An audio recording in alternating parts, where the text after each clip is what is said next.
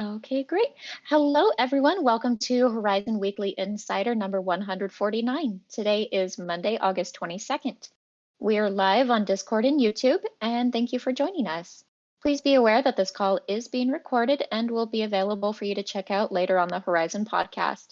Also, please remember to ask your questions for the team on Menti via the link in chat. Today, let's go ahead and kick off the update with our engineering department. Welcome, Alberto, if you're here. Hello. Well, this is Roberto, but not Alberto, but thank you. Thank you, Erika. Okay, so let's start with the updates, and we can start with Zendu as usual, and in particular, talking about our main work stream, non-seizable sidechain. Last week, we have been working on a few changes that were requested in order to add epoch dependencies among certificates, for instance, in a scenario where one transaction spans the output of another one. Okay. With the old version of Zendu, we didn't have to update the dependency since every certificate was independent. So this is not the case anymore for non-seizable sidechain. Miners rely on a remote call, which is a get block template to spot such dependency, and has been enhanced to provide this extra information. Moreover, we follow up on a first finding was highlighted during the auditing activities that are being performed by a third-party company that is partnering with us. We performed a first analysis of the issue reported. Doesn't quite seem a real issue to us. It's a very specific corner case, but in any case, we are following up to understand all the potential implication. And last update on Zendu, it was an activity of a couple of weeks ago, the random failures on the continuous integration pipeline. Okay, fix has been found, committed, and the issue is now closed. Okay, then for what regard Blaze, last week we delivered a new version of the base code component of the SDK, applied general fixes along with several peers penalization mechanism improvements. Then working on the Ouroboros pros consensus improvement, and this is still in progress. Mostly we are talking about testing, so code is completed, completing also the testing activity. For the rest, the new sidechain creation support is now under review. We are working on the preparation of the next XDK release, and we are also applying some improvement to the sidechain test framework. New test runner script is submitted and is ready for review. On the other hand, let's talk about EVM. The implementation of gas consumption is in progress, and the related draft pull request was created, so making good progress on that too. The Ethereum static call method was implemented for both the EVM and the custom message processors. And apart from these last two things, we worked during the last week on the announcement of many RPC APIs, started implementation of Bloom filters, and improved the transaction and RPC endpoint test coverage. Lastly, most recent updates regarding improving system. Okay. The main news here is that Plunky2 codebase is now open source, and last open licensed codebase was 1 year old, August 2021, the one on which we were focusing. We are now also remodulating all the team activities to focus all our efforts on the most recent codebase. On the theoretical side, so the cryptographic foundation, we are laying the mathematical foundation for Plunky2, completed the document regarding the FI commitment scheme and the soundness of deep ARI. And so these were the main points for this weekly insider, and back to you, Erika. Wonderful, thank you. Now I'd like to welcome Angie or John for the product and engineering updates.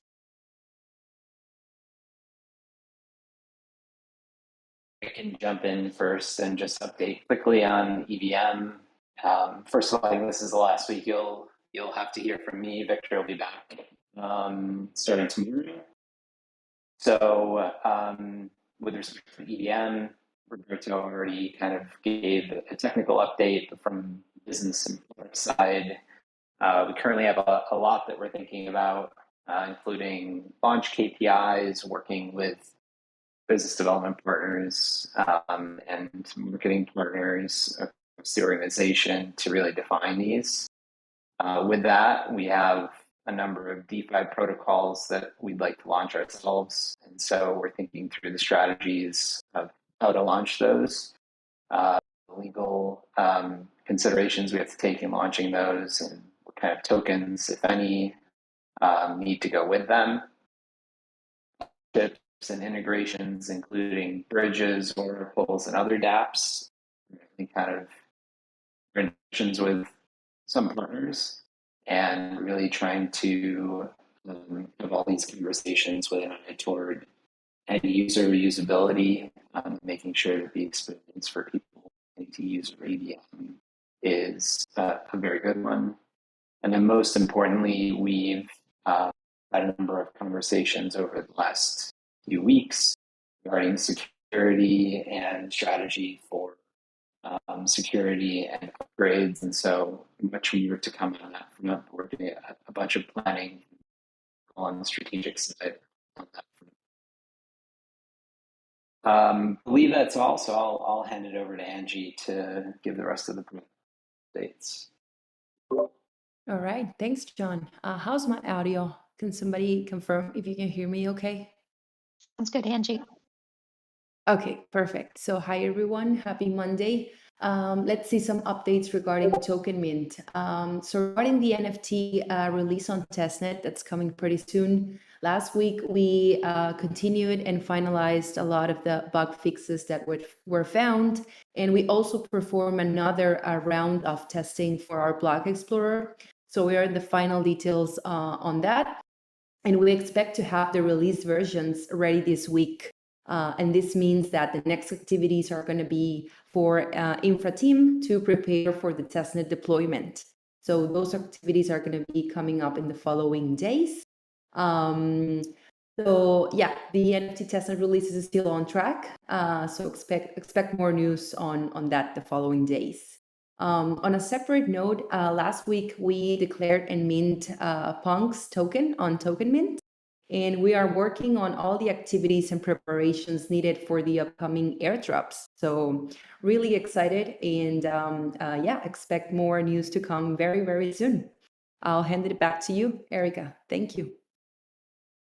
Thank you, Angie. And now I'll go ahead and provide the marketing updates. So as Angie said, the Punks token has been declared, and we're excited to have a rough timeline for the airdrops for you guys.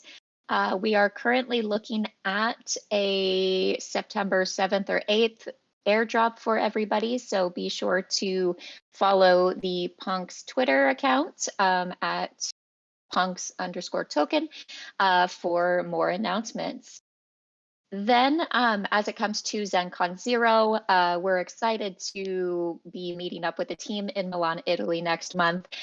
We have started to choose our speakers as well as send out guests tickets to everybody. So be sure to check your emails if you applied to speak at ZenCon 0 or apply to attend, just to see if you have any tickets or speaker information in your inbox. The initial deadline was August 19th, but you should see some information in your email within the last few days. So now that we've begun to select our speakers, we're going to be starting to announce those on our social platforms soon. So take a look at our socials just to see who we have speaking at the first ZenCon. And last week, we also released a vlog that showcases ZenCon 0 as well as the first NFT coming to Token Mint, which will be a special release for our first ecosystem summit. Check out the blog and the art that we've created for it. That's our updates for the week. Now I'd like to welcome Rob for the leadership updates and Q&A session. Thank you, Erica. And by the way, the artwork for the zero gravity, ZenCon 0 NFT collection is pretty amazing. So love the blog post. Thanks for pointing everyone to it. On my end, guys, I want to say, so it's basically business as usual, which for us means a lot of different things going on at the same time. We have some team members rotating in and out for summer vacation. That's just what happens every summer, right? People are actually human beings, and people need to take a little bit of time off. But operations continue. All teams are making a lot of progress, as you've heard, of all, at least a bunch of our major areas right now. ZenCon planning is ramping up as the event nears, and it's going to be a lot of fun, guys. I want to give a shout out to Liat and the marketing team. You guys have done an amazing job so far with what I've seen, and I'm dying to hear if I'm going to be picked as a speaker. So we'll see. Yeah, fingers crossed on that one. NFTs on Token Mint. You heard Angie, guys. Release versions ready this week. Testnet, ASAP. Super cool. This is something we've been waiting for a bit, and it's just pretty awesome that we'll have the capability to have NFTs in Horizen soon. Like by soon, I mean actual software done and going to a testnet. So you guys heard it as well. There is a rumor that Punk's token has been cleared by legal for launch. Actually, Erica spilled all the beans, so you know exactly when it's going to launch, and Angie as well. So nothing makes my heart race like hearing the word airdrop. Just kidding, Andrew. I stole that phrase from you. But I am really looking forward to that airdrop for the community. And on my end, personally, so there's two big efforts that I'm focusing on, just so you can see where I spend my time amongst the dozen or so other things that we have going on as an organization. The EVM delivery, it is our top priority. So we have to get this right. And there are a lot of moving parts. So you guys have been kept updated on the fact that we're done with the milestone 1 delivery. It was complete. It's on a testnet now, private testnet. Haven't yet exposed that to the public, except for any partners that want to develop with us, and be ready for day 1 main chain launch. We are, at least able to open up some connections there. And I want to say there's a lot of coordination going on in the background here for potential ecosystem partners. Things like key infrastructure pieces, dApps, DeFi protocols, and things like that John alluded to. We want this to be a big success. So when we hit mainnet, we want to make sure that it's actually a usable ecosystem, which means that we have just some fundamentals there. You've heard us talking for the last several months about some of these things, and I'm looking forward to actually announcing specific things that are ongoing. Things that Horizen Lab's doing, things that we're bringing in other partners from other ecosystems to do. It should be, it's just a lot of work, and it is coming together. Now, John mentioned, or he alluded to infrastructure, and the product teams have been deep diving on security for the rollout. And this is really critical. So getting the rollout right from a security perspective is absolutely key, especially with the nature of Blaze and the fact that we're going to have certifiers. Everything has to be done, I would just say, perfectly. And we're evaluating everything at this point. So is even the current Blaze certifier circuit good enough, or do we want to upgrade it to make it more flexible, right? Like, so as we declare certifiers, will the certifier set be expected to change in, I don't know, say coming months or years going forward? Probably, right? So we need to think through some of the details here. Key management, security, what happens when we need to make upgrades to the chain, right? Like we know that we're going to go live here with this V0 and then have a very aggressive roadmap to make this EVM competitive in the market. And competitive means very fast block times. It means very fast finality. There's a lot of competition out there, and we're under no illusions that this V0 that we go out with is going to be on day 1 the most competitive EVM chain in the market. But there's no excuse not to go out there with a very aggressive roadmap to make it competitive. And that's exactly what we're going to do. So we need to understand the mechanics of how will we upgrade things on the chain? How will the upgrades be rolled out? Are these classic hard forks? I mean, this is a side chain operating. What does it mean for the circuit, if anything, that you declare when you deploy the chain initially on the main chain? All right, so we have to go through these details. This is what the teams are doing right now. And depending on the level of effort for users to upgrade, so what happens when there's actually a hard fork, or we change consensus, or maybe certifiers change for the EVM chain? What happens to users? In particular, what happens to all the smart contracts and dApps and integrations that happen on the EVM chain? Because we want to foster a lot of activity in this ecosystem. We want DeFi, we want NFTs, we want marketplaces. We want a lot to happen. What happens when we upgrade the system? What will the experience for users be? Now, these are the types of things that we're thinking through now, thankfully, months before we actually deploy this thing. But still, there's a lot on our plates to make sure that we get this right. And depending on some of the answers to some of these questions, like, for example, we might want to actually integrate in the sidechain functionality into the V0 as an example, right? If it's a very onerous upgrade process, we might want to get in the most important substantive things before we launch. If the upgrade process is completely manageable, it's defined, we can facilitate it with tools, okay, maybe we can deploy V0 with less functionality and upgrade as we go, right? These are all things that we don't have all the answers right now. Thankfully, we're working through these things, and we'll have more information as we go, as always. Now, finally, the second big thing that I'm personally devoting a lot of my time to, this is on the Horizen Labs side. We are ramping up our sidechain as a product validation efforts because this is a key part of Horizen being successful as well. This is probably one of the most important things that Horizen Labs can do for the success of the Horizen ecosystem is make sure that a lot of different people deploy a bunch of different chains and capabilities within Horizen, right? So the success of this, this product effort that we've seen, Horizen Labs is the technical team, product team, and infra team, and all that is deploying the Horizen specific EVM chain. But also because we're a software company, because we want to be a product company, selling products, right, for sustainability of the company, let alone the ecosystem, we are also working on, can we sell sidechains to organizations, to other crypto projects, to enterprise blockchain teams, right? Like to governments, who knows, right?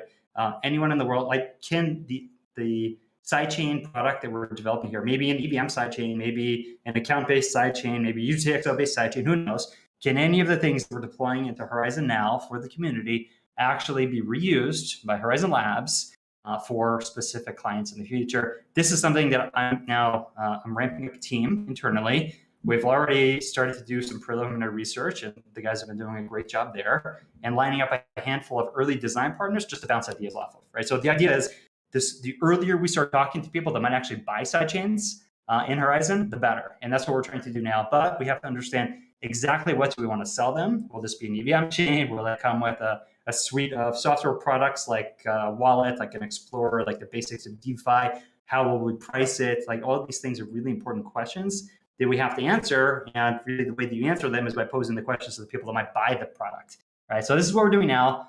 It's also just, for me, frankly, a lot of fun to get out there and talk to people to see, like, what are people thinking? Where's this industry going? What are their blockchain teams focusing on right now? And can we actually place products that are relevant and useful to them?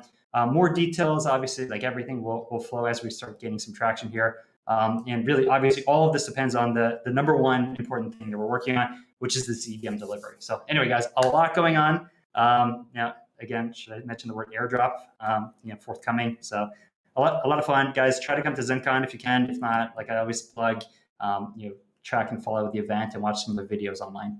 I'll stop here and we can open up to Q&A. We have some time. Okay, great. So top questions today, starting off with, what are Dean and Rob's biggest concerns going to end of year? I'll say just right off the bat, I want this EVM delivery to go well, right? And there's still so many moving parts to it. And even though that our engineering, product, and infra teams have done really well to get us to the point of milestone 1 delivery and getting onto our testnet, fantastic. This is a huge accomplishment that, 4 months ago when we started the project, we probably wouldn't have guessed it would go so smooth. But still, we shouldn't, like the saying goes, count our chickens before they hatch.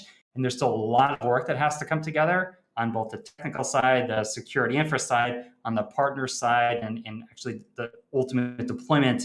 We have to get this right. And this is the thing that I'm personally stressing over the most. Now, stress in a healthy way. This is life, and this is what we do for a living. So, we're just going to keep on rolling with it. And Dean, I don't know if you're on the call here. Please feel free to chime in. Yeah, no, I am, and I think Rob echoed all of the same concerns. But again, I think it's just par for the course whenever you have a new delivery that is a big deal and you're excited about it. So I think we would have probably had the same concerns before Zendu as well. So here we are.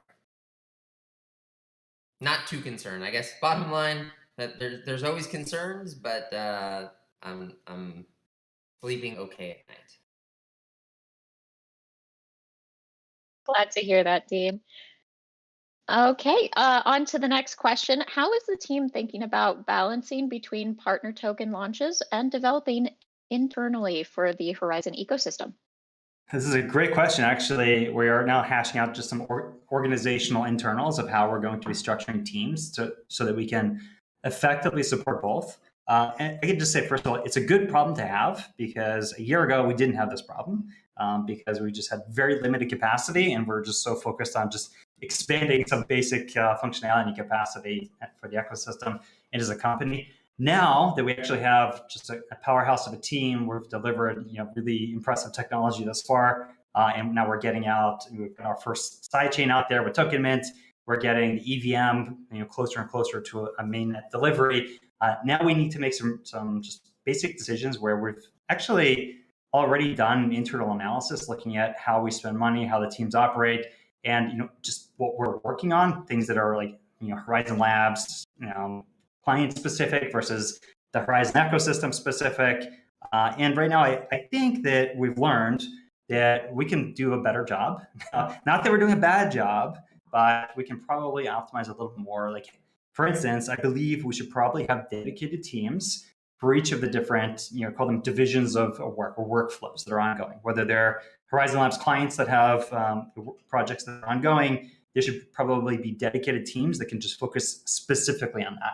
For Horizen delivery items, like the EVM, we should have teams that focus specifically on that, right? So this is what we're working on now internally, just to make sure that we get our own organization or set of organizations optimized for deliveries. And I have no problem or no doubt that we're going to be able to do it effectively.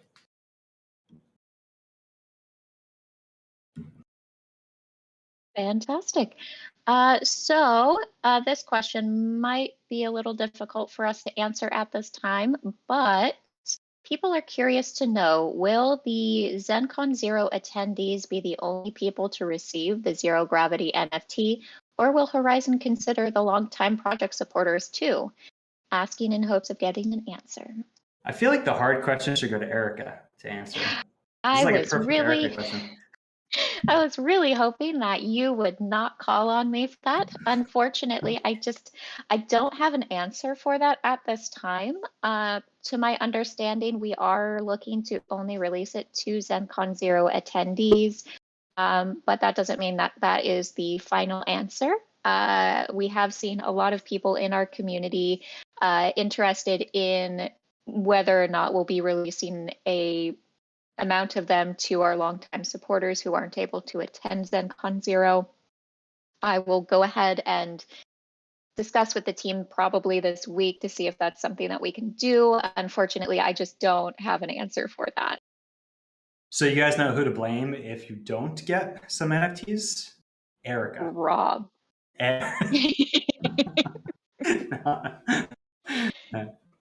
Oh, you too. Okay, so it looks like we do have time for another question. It looks like some people in the community are wondering, how do big investors in the project keep up with the news on Horizen? Do we have monthly updates with them? Yeah, so we don't have dedicated investor meetings that we put out like this. Like from our perspective, we try to blend everything together with this community update, so that the community can be updated on everything with all of the other stakeholders. Now, that said, Horizen Labs, private company, does have an investor newsletter. So the VC investors and private investors in the company are kept very much aware of what the company is doing, basically like financial health of the company, big projects, revenue opportunities, and so forth. But otherwise, I really just like to make sure everything gets transparently conveyed to everyone here. And for me, this is the perfect vehicle to do it, are these weekly insiders.